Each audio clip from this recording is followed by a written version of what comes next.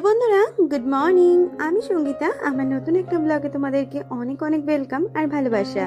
কেমন আছো তোমরা সবাই? আশা করছি ভালো আছো আর সুস্থ আছো। আমরাও না বেশ ভালো আছি। আর আজকের দিনটি হচ্ছে মঙ্গলবার। ঘড়িতে এখন বাজে সকাল ওই 6টা নাগাদ। তোমাদেরকে সাথে নিয়ে আজকে ব্লগটা এখান থেকেই শুরু করছি। আই হোপ ব্লগটা তোমাদের একটু হলেও ভালো লাগবে।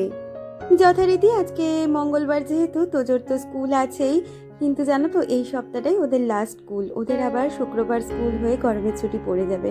আর দুষ্টুদের এবার কি করলো বুঝতেই পারলাম না। দুষ্টুদের স্কুলটা কিন্তু ভোটের আগে থেকেই যেহেতু ছুটি ছিল, সেই কারণে ওদের এই একটা সপ্তাহে নাকি গরমের ছুটি দিয়েছে। তো যাই হোক, ওদের আবার সামনে সোমবার থেকে স্কুল খুলবে, মানে আমরা তো ঘুরতে যাচ্ছি এই শুক্রবার আর ফিরছি রোববার। তো ও এসে স্কুলটা জয়েন করতে পারবে। তো যাই হোক, এদিকে কথা বলতে বলতে আমি কিন্তু সকালবেলা অনেক কাজবাজ যেগুলো থাকে সেগুলো করে নিয়েছি। ইতিমধ্যে কিন্তু আমার স্নান হয়ে গেছে। স্নানের সময় যেই জামা কাপড়গুলো ছিল সেগুলোকে কেচে দিয়ে এখন মেলেও দিচ্ছি। আর যেহেতু তোজোর আজকে স্কুল আছে, মানে যখনই স্কুল থাকে আমি কিন্তু যথারীতি সকালটা তাড়াহুড়ো করেই শুরু করার চেষ্টা করি। আজকেও কিন্তু সকালটা ওই 5টা নাগাদই শুরু করেছিলাম আর একের পর এক কাজগুলো করে নিচ্ছি। আর দেখো এখন কিন্তু ওই 6টা বাজে, আজকে কলের জলও আসেনি। তো যাই হোক, কাজগুলো গুছাতে গুছাতে দেখলাম কলের জল চলে এসেছে। আসলে কলের জল ছাড়া না আমার ঠাকুরকে পুজো দিতে ভীষণ অসুবিধে। আসলে ঠাকুরের যে ছোট্ট কলটা রয়েছে আমাদের ওইদিকে, সেটা আবার টাইমের জল, 6:30টার আগে জলই আসে না। তো ওই ধীরে ধীরে ঠাকুর ঘর পরিষ্কার, ঠাকুরকে জাগানো, এইসব কাজগুলো করতে করতে ঠাকুর ঘরে মানে ওই কলের জল আসার পরে ঠাকুরের বাসন দিয়ে ঠাকুর পুজোটাও সেরে নিচ্ছিলাম। আর তোমরা তো জানোই সকালবেলা ঠাকুর পুজো দিতে আমি কতটা ভালোবাসি, আর আমার সত্যিই এত ভালো লাগে। তাই সমস্ত কাজের আগে যদি মনে করি যে ঠাকুর পুজোটা দিয়ে নিতে পারবো, তাহলেই কিন্তু সারাটা দিন ভীষণ ভালো যায়। আর মনে হয় কি অনেকটা কাজই আমার এগিয়ে গেছে। তো যাই হোক, কথা বলতে বলতে এদিকে কিন্তু ঠাকুর পুজোটাও দিয়ে নিয়েছি। এখন তো গাছে এত ফুল ফোটে, সমস্ত ফুল দিয়ে ঠাকুরকে সুন্দর করে কিন্তু সাজানো হয়ে যায়। আর তারপরে ঠাকুর ঘরের কাজ সেরে এদিকে কিন্তু সোজা চলে এসেছি রান্নাঘরে। আজকে জানো তো হাজব্যান্ডও দেরি করে উঠেছে, আমি কিন্তু আজকে অনেকটাই আগে উঠেছি। ও অনেকটা আগে উঠেই যায়, তবু আজকে কিন্তু ওর একটু দেরি হয়েই গেছে। তো আজকে একেবারে সবার জন্য চা, আর তোজো আর দুষ্টুর জন্য হরলিক্স বা কমপ্ল্যান যেটাই করি না কেন সেটা করে নিচ্ছি। আর এর আগের আমার একটা ভিডিওতে প্রিয়াঙ্কা কুন্ডুদি কমেন্ট করেছিলে, দিদিভাই জানতে চেয়েছিলে আমার ফ্রিজটা কি কোম্পানির আর এটা কি 5 স্টার। হ্যাঁ গো দিদিভাই, এটা কিন্তু আমাদের 5 স্টারই ফ্রিজ, আর এটা কিন্তু আমার রয়েছে এলজি কোম্পানির। আর জানো তো সব থেকে বড় বিষয়, এই ফ্রিজটা আমার মানে আমি তো এই 10 বছর হয়েছে সংসার করছি, কিন্তু আমার শাশুড়ি মা যখন বেঁচে ছিল তারও অনেক আগেকার ফ্রিজ। মোটামুটি ফ্রিজটার বয়স ধরো 13 থেকে 15 বছর হতেই যায়। ফ্রিজটা এখনও ভীষণ ভালো রয়েছে, কোনো রকমের ফ্রিজটায় সমস্যা নেই। শুধু ওই গ্যাস কিটটা একটু লুজ হয়ে গেছে, আর মাঝে মাঝে ফ্রিজটা পরিষ্কার করলে ভিতরটা ভীষণ সুন্দর, বাইরেটার একটু কালারটা নষ্ট হয়ে গেছে। এছাড়া ফ্রিজটা কিন্তু ভীষণ ভালো রয়েছে। তো যাই হোক, এদিকে দুজনের জন্য চা করে নিচ্ছি। আর তোজো যেহেতু কর্নফ্লেক্স খাবে, তার জন্য ওর দুধটাও আমি ফ্রিজ থেকে বার করে গ্যাসে বসিয়ে দিয়েছি। আর কিছুটা সময় পরে কিন্তু ওরা যেহেতু ব্রাশ করতে একটু সময় নেয়, গল্পগুজব করে, তো তারপর আমরা চাটা খেয়ে তারপরে ওদের জন্য কিন্তু কর্নফ্লেক্স আর ওইদিকে কিন্তু হরলিক্সটা বানিয়ে নিয়েছিলাম। আমাকে শঙ্করিদি কমেন্ট করেছিল, দিদিভাই লিখেছিল, মিত্র মোদিজি সে ইমপ্রেস হো ক্যা। আর তুমি লিখেছো ঝালমুড়ি এখন ইংল্যান্ডেও পাওয়া যাচ্ছে। সেদিন একটা ভিডিওতে দেখলাম আমাদের কলকাতা থেকে এক ব্রিটিশ খেয়ে গিয়ে উনি ওখানে সেম প্রসেসে ঝালমুড়ি বিক্রি করছে। বাট যাই হোক না কেন, বাঙালির ঝালমুড়ি এখন ফেমাস। লাভ ইউ বন্ধু, ভালো থেকো। হ্যাঁ, মোদিজিকে তো আমার ভীষণ ভালো লাগে, সেটা একটা বড় কথা। তবে সে ঝালমুড়ি খেয়েছে বলে আমাদের ঝালমুড়ি পিকনিক হয়েছে এটা কিন্তু নয়। তবে কি বলতো, আমাদের বাঙালিদের কাছে ঝালমুড়ি, ফুচকা, আলু কাবলি এটার মানে আভিজাত্যটা বলো, আনন্দটা বলো কিন্তু অন্যরকম। ছোটোবেলা থেকেই কিন্তু এগুলো খেয়ে আমরা বড় হচ্ছি, আর এটা আমাদের কাছে একটা আনন্দের জিনিস। আর আমাদের বন্ধুবান্ধবদের মধ্যে যে সার্কেলটা তোমরা দেখলে, ওখানে যে কিন্তু এর আগেও আমি আলু কাবলি পিকনিক করেছিলাম, মানে আমি একা নয়, আমরা সবাই মিলে। আর এবারে শুকনো খাবারের মধ্যে ওই ঝালমুড়িটাই মনে পড়লো, বলতে পারো একটু হলেও মানে ইন্সপায়ার হয়েছি মোদিজির থেকে। তো যাই হোক, কথা বলতে বলতে ওদিকে কিন্তু তোজোর টিফিনটাও আমি করে নিচ্ছি। আজকে ওকে না ব্রাউন ব্রেড একটু বাটার দিয়ে সেঁকে দিয়েছি, আর তার সাথে ঘুগনি দিয়েছিলাম। ঘুগনিটা ওই রবিবার দিনকার ঘুগনি ছিল, আর আমরা জানো তো ফ্রিজের খাবার তো খাই, তো রবিবার দিন রাত্রিবেলা ওই ঘুগনিটা পুরো ধরাই ছিল, আমরা কেউ খাইনি, তাই আজকে ফ্রিজ থেকে বার করে ওটা গরম করে পাউরুটি দিয়ে দিয়েছি। আর তার সাথে আজকে ওদের আবার স্কুলে মানে একটা চার্ট ছিল যার মধ্যে এইরকম ভেন্ডি নিয়ে যেতে হবে, ভেন্ডির যে কোনো একটা রেসিপি। আর আমাদের তোজো না ভেন্ডি একদমই খায় না, শুধুমাত্র এরকম যদি একটু ভেজে দিই তাহলেই খায়। তাই কালকে যখন ওর সাথে কি টিফিন নেবে সেই নিয়ে ডিসকাস করতে ও বললো আমাকে ভেন্ডি পোড়া করে দেবে।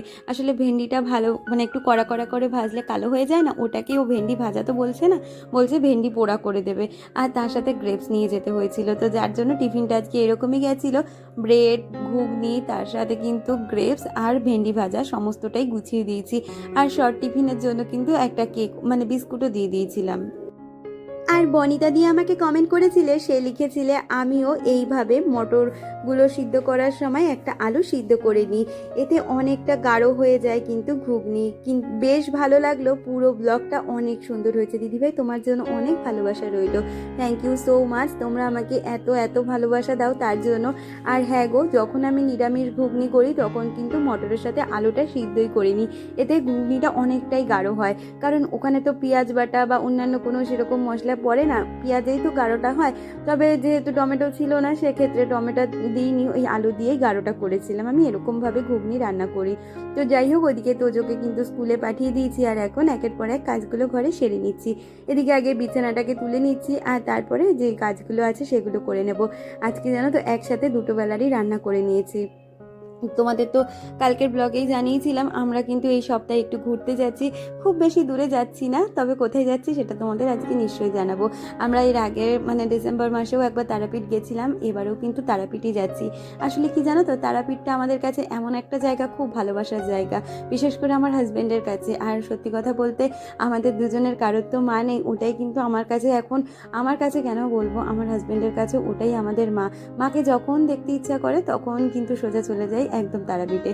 তাই জন্য কিন্তু ওই শুক্রবার দিন তারাপীঠ যাচ্ছি আর আমরা ফিরছি হচ্ছে রোববার দিন।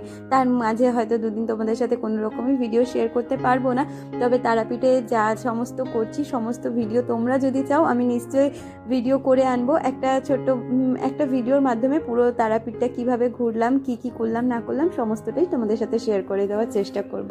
তো যাই হোক, কথা বলতে বলতে ওইদিকে বিছানাটা যা যা ছিল বিছানাটার ওপরে বালিশ, তারপরে মশারি চাদর সমস্তটা নাবিয়ে নিয়ে এখন কিন্তু আজকে আর একটা চাদর চেঞ্জ করে দিচ্ছি। তো আজকে বেশ কিছুদিন পরে কিন্তু একটা সাদা চাদর পেতেছিলাম। আজ আগের দিনের লাল চাদরটা মিতালিদির কিন্তু ভীষণ পছন্দ ছিল। আসলে ওই চাদরটা না ধুয়ে রেখে দেবো, ওই যে ঘুরতে যাব তখন আমি দুটো চাদর নিয়ে যাই। আমি যেখানেই ঘুরতে যাই না কেন, সেটা দীঘা হোক বা কাশ্মীর, আমি কিন্তু চাদর সবসময় ক্যারি করি, কারণ যে হোটেলে থাকবো সেখানের বিছানার চাদরে আমি একদমই রাত্রে শুতে পারবো না, যার জন্য সারাদিন ওই হোটেলের চাদরে কাটিয়ে দেবো। তবে রাত্রিবেলা শোয়ার আগে বিছানার চাদরটা আমি চেঞ্জ করেই শুই, যাই জন্য আমি কিন্তু দুটো করে চাদর নিয়েই যাই। আর ওইদিকের ঘরটা গুছিয়ে এখন সোজা চলে এসেছি এই ঘরটা গুছিয়ে নিতে। এখন না চারিদিকে জামা কাপড় একটু অগোছালো, আর ওই ট্রলিটা পারবো, এখনো পেরে উঠতে পারিনি। ইচ্ছে আছে কালকে একাদশী আছে, কালকে এই কাজবাজগুলো করব। তার আগে বেশ কিছু জামা কাপড় কাচাকুচির আছে, সেগুলো আজকে হোক বা কালকে হোক সেগুলো কাচা ধোয়া করে নেব। কোথাও যাওয়ার আগে জানো তো এক গাদা জামা কাপড় কেচে কুচে নিয়ে যেতে হয়, আর ফিরে আসার পরে আর এক রকম কাচাকুচি, তো এই ব্যস্ততাটা কিন্তু অনেকটাই থাকে। তো যাই হোক, কথা বলতে বলতে এদিকের বিছানাটাকে সুন্দরভাবে গুছিয়ে নিচ্ছি। আমাকে হাউসওয়াইফ ঝুমা চ্যানেল থেকে ঝুমা কমেন্ট করেছিলে, সে লিখেছিলে দুষ্টু অনেক ঠোঙা বানিয়ে দিল, দেখলাম ঝালমুড়ি খাবে তার জন্য। হ্যাঁ হ্যাঁ, ওকে ঝালমুড়ি কিন্তু এনে খাইয়েছিলাম, তবে কি বলো তো, ঝালমুড়িটা আনতে আনতে না একদম নেতা হয়ে গেছিলো, যার জন্য খুব একটা ভালো ওরা খেতে পারেনি। এর আগে যখন আলু কাবলি পিকনিক করেছিলাম সেটা খুব জুত করে ওরা খেয়েছিল, আর মুড়ি তো একটুতেই নেতিয়ে যায়, যার জন্য খেতে পারিনি জানো তো। আর রাজিয়া আমাকে কমেন্ট করেছিলে, রাজিয়া লিখেছো দিদিভাই দারুণ হচ্ছে ভিডিওটা, আমার ছেলের স্বার্থ ছাড়া দুনিয়া চলে না। আমি তোমার কমেন্টটা না ঠিক একটা বুঝলাম না, যদি আমার আজকের ভিডিওটা থেকে থাকো প্লিজ একটা কমেন্টটা ক্লিয়ার করে দিও। আসলে ওই যে আগের দিন বললাম না বন্ধু বান্ধবের কথা, আমার কিন্তু মানে সত্যি কথা বলতে ছোট থেকেই খুব একটা যে বন্ধু বান্ধব ছিল সেটা কখনোই নয়। আর আমি কখনো সত্যি কথা বলতে কাউকে বেস্ট ফ্রেন্ড বলে মানিও নি আর বানাইনি। আসলে বন্ধু যে কত খারাপ হতে পারে সেটা আমি নিজের চোখে দেখেছি, তো আমার দাদাকে দিয়ে উপলক্ষ করেছি। সেই কারণে আমি বন্ধু সেরকমভাবে কখনোই বানাতে চাইনি বা বানাইওনি। হ্যাঁ, বন্ধু ছিল না কেন, ছিল, ওই মুখে হাই হ্যালো বাই অতটুকুই। খুব গভীর বন্ধুত্ব আমার কখনোই কারোর সাথে ছিল না। যদিও বা কখনো কাউকে বন্ধু বানিয়েছি, তবে কিন্তু তারা শেষমেশ আমাকে কিন্তু অনেক ক্ষতি করে দিয়ে গেছে, যার জন্য এখন বন্ধুর ওপর বিশ্বাস বা ভরসা কোনোটাই করি না বা বানাইও না। তবে এই যে তোজোর দৌলতে আমাদের যে একটা ফ্রেন্ড সার্কেল হয়েছে, এটা সত্যিই ভালো লাগার জায়গা। ওই সপ্তাহে 3 জন মানে 3 দিন সবার সাথে দেখা হয়, হাসি মজা কথা, অতটুকুই, এর থেকে আর বেশি কিছুই নয়, জানো তো। তবে যতই বলি বন্ধু করব না, বন্ধু থাকলে দেখবে একটা মানুষের প্রতি কিন্তু কোনো একটা মানুষের প্রতি একটু হলেও সফট কর্নারটা থাকে। তো আমার ফ্রেন্ড সার্কেলের মধ্যেও কিন্তু আমার একজনের ওপর সফট কর্নার একটা রয়েছে, সেটা হচ্ছে আমার রিয়া বান্ধবী, যার কমেন্ট আমি প্রায় মধ্যে কিন্তু আমার ভিডিওতে পড়ি। তো যাই হোক, সেই সব কথা বাদ দাও, এখন দেখো বাজার কিন্তু চলেই এসেছে। আজকে বাজার থেকে আনা হয়েছিল বাঁধাকপি, আর তার সাথে এনেছিল কিন্তু মাছ। মাছের রেসিপিটা আজকে তোমাদের সাথে শেয়ার করব না, ওটা আমার একটা ছোট্ট মিনি ব্লগের জন্য রেখেছি। আর তার সাথে করব দেখো বাঁধাকপি। তো বাঁধাকপিটা করব বলেই মাছের মাথা নিয়ে এসেছিল। আর আমাদের সামনেই না একটা বেকারি দোকান আছে, মানে মুদি দোকান যেটা বলে, তাদের দোকানে না বেশ কিছুদিন আগে 2টো পাউরুটি খেয়েছিলাম। এই যে পাউভাজি যে পাউরুটি হয়, সেগুলো পাউরুটিগুলো এত সুস্বাদু খেতে না, যার জন্য আজকে 1 প্যাকেট পাউরুটি আমি কিনে এনেছি। প্রথমে ভেবেছিলাম এই পাউরুটিগুলোই তোজোকে সেঁকে দেবো, তবে এই পাউরুটিগুলো তখনও পর্যন্ত দোকানে আসেনি, ও বেরিয়ে যাওয়ার পরেই পাউরুটি এনেছে। তাই হাজব্যান্ড বললো 1 প্যাকেট এনে রেখে দাও, সবাই তো মাঝে মধ্যে টুকটাক করে খায়, তাই তুলে রেখে দিলাম 1 প্যাকেট। কিছুটা আজকে হাজব্যান্ডকে দুষ্টুকে দেবো, আর কিছুটা ফ্রিজ আপ করে রাখবো, পরে যখন সময় মানে যখন যার ইচ্ছা হবে সেরকমভাবে খাবে। আর এইদিকে দেখো মাছের মাথাগুলোতে একটু নুন হলুদ ভালো করে মাখিয়ে নিচ্ছি, ওই যে বাঁধাকপি করবো তার জন্য। আর আজকে জানো তো একেবারেই দুবেলা রান্না করে নিচ্ছি। আসলে ওই যে ঘুরতে যাব বলে একটু না দুবেলা করেই এদিক ওদিক বেরোতে হচ্ছে, যার জন্য আর রাত্রিবেলা রান্না রাখছি না। আর ঘুরতে যাওয়াটা বড় কথা না, সব থেকে বড় কথা কি জানো তো, তোজোকে না এখন অনেকটাই সময় দিতে হয়। ও না সারাদিনই একটুও সময় পায় না, ওর এতটাই টাইট শিডিউল থাকে। শুধু রাত্রিবেলা পড়ে আসে 9টার সময়, তারপরে 8টা ঘন্টা যদি ওকে নিয়ে আমি একটু বসতে পারি, তাহলে ওর পড়াগুলো অনেকটা প্রিপেয়ার হয়। এখন যেহেতু ক্লাস 3, অনেক পড়ার চাপ বেড়ে গেছে। প্লাস আগে যেখানে ওরা এত ছোট ছোট কোয়েশ্চেন পড়তো, সেখানে না এত বড় বড় এখন কোয়েশ্চেনের চাপ এসে গেছে, যেটা কিনা ওকে ধরে ধরে মুখস্থ করিয়ে দিতে হয়। আর এটাই কিন্তু ওর কাছে অনেকটা কষ্টজনক, অনেকটা সময় দিতে হয়। তবুও বাচ্চা মানুষ তো, ওকে বেশি প্রেশার দিতেও পারি না, আবার প্রেশার না দিয়ে থাকতেও পারি না। সত্যি কথা বলতে ওর না হাতে একদমই সময় থাকে না। এই যে ধরো সকালবেলা ঘুম থেকে উঠে 7টা নাগাদ, 7টা থেকে মোটামুটি খাওয়া দাওয়া ফ্রেশ হতে হতেই 7:30 পৌনে 8টা নাগাদ বেজে যায়। আবার 8টার সময় স্কুলে বেরিয়ে যায়, স্কুল থেকে আসে 3টের সময়, এসে খেতে খেতেই 4টে বাজিয়ে দেয়। আর তারপরে যদি একটু বাচ্চাকে খেলতে না দিই তাহলে কি করে হয় বলো তো। ওই ওকে বলেছি 4টে থেকে তুমি 6টা অবধি খেলো, আর 6টা থেকে ম্যামের কাছে পড়তে যাও 7টায়, ওইটুখানি সময় একটু বাড়িতে পড়ো। আর তারপরে ম্যামের কাছ থেকে 7টার সময় পড়তে গিয়ে 9টায় ফেরে, 9টা থেকে বলেছি 9:30 পৌনে 10টা অবধি একটু রাত্রিবেলাটা পড়তে, তাহলে ওর পড়াগুলো আমি বাড়িতে প্রিপেয়ার করে দিতে পারি। যার জন্য ওকে সময় দেবো বলে রাত্রিবেলা রান্নাবান্নাটা এখন রাখছি না, একেবারে দুবেলা রান্নাটা করে নিচ্ছি। আর ওইদিকে কথা বলতে বলতে ওইদিকে কিন্তু বাঁধাকপিটা ভালো করে কষিয়ে কষিয়ে রান্না করে নিচ্ছি। আর ওইদিকে বললাম না রাত্রিবেলা রান্না করব, তো রাত্রিবেলা যেহেতু আমরা রুটিই খাই, তাই রুটি দিয়ে খাওয়ার জন্য একটা সবজি বানিয়ে নিচ্ছি, যেটা কিনা ভেন্ডি আর আলু দিয়ে তৈরি। তো ভেন্ডিটাকে আর আলুটাকে ভালো করে সাঁতলে নিয়ে 5 ফোড়ন দিয়ে একদম পেঁয়াজ কুচি আর হচ্ছে রসুন কুচি দিয়ে ভালো করে সবজিটা রান্না করে নেব। আমাকে নিশা কমেন্ট করেছিলে, নিশা লিখেছ খুব সুন্দর হয়েছে ভিডিওটা, বন্ধুর ব্যাপারটা লাস্টে যেগুলো বললে সেগুলো একদমই ঠিক। দিদি ভাই, তোমার ওই কন্টেনার ওয়াশ করার জন্য যে লিকুইড সোপটা বানিয়েছিলে, সেটা কিভাবে বানিয়েছো বলো। আসলে আমি কন্টেনার পরিষ্কার করার জন্য কিন্তু কোনো লিকুইড সোপ বানাইনি, ওইটা হচ্ছে আমার জেল, যে আমি জামা কাপড় কাচার জন্য যে জেলটা ইউজ করি, সেটা দিয়েই কিন্তু কন্টেনারগুলো মেজেছি। আসলে কি বলো তো, কাচের কন্টেনার না তুমি যা দিয়েই পরিষ্কার করো না কেন, একটু জেল জাতীয় কোনো জিনিস হলে, যেরকম ভিম লিকুইড বলো বা কোনো জামা কাপড় কাচার লিকুইড বলো, সেগুলো দিয়ে মাজলেই কিন্তু একদম নতুনের মতন পরিষ্কার হয়ে যায়, যেহেতু কাচের কন্টেনার। আর র্যাকগুলো পরিষ্কার করার জন্য আমি একটা যে লিকুইড বানিয়েছি, সেটার মধ্যে আমি একটু ভিম লিকুইড দিয়েছি, তার মধ্যে বেকিং সোডা দিয়েছি, জলটা দিইনি। আর জল দিয়েছি খুব সামান্য পরিমাণে জল দিয়ে একটা লিকুইড সোপ মতন করেছি, যেটা আমি স্প্রে করে করে এই উডেন র্যাকগুলো পরিষ্কার করে নিচ্ছি, কারণ এগুলো তো আর জল দিয়ে ধোয়া বা পরিষ্কার করা যাবে না। যার জন্য ওইরকম লিকুইড একটা বানিয়ে নিয়েছি, যেটা দিয়ে কিন্তু আমার সমস্ত কিছু পরিষ্কার করতে খুব সুবিধেই হয়। আর ফিউশন অফ টুম্পা চ্যানেল থেকে টুম্পা কমেন্ট করেছো, তুমি লিখেছো খুব ভালো লাগলো। থ্যাংক ইউ টুম্পা, এইভাবে পাশে থেকো। আর আমার সেই সফট কর্নার মানুষটার কমেন্ট পড়ছি, সেটা হচ্ছে রিয়া। রিয়া লিখেছে তোমাদের পিকনিকটা দারুণ হয়েছে, সাথে ভিডিওটাও দারুণ হয়েছে। তো তুমি ছিলে না পিকনিকে, তুমি কি নিজেকে হাইড করতে চাইছো? রিয়াও ছিল কিন্তু আমাদের পিকনিকে, জানো তো। তো যাই হোক, দেখো রান্নাঘরের কাজ বা সমস্তটাই গুছিয়ে নিয়েছি, আর এখন প্রতিদিনের মতন রান্নাঘরটাকেও পরিষ্কার করে নিচ্ছি।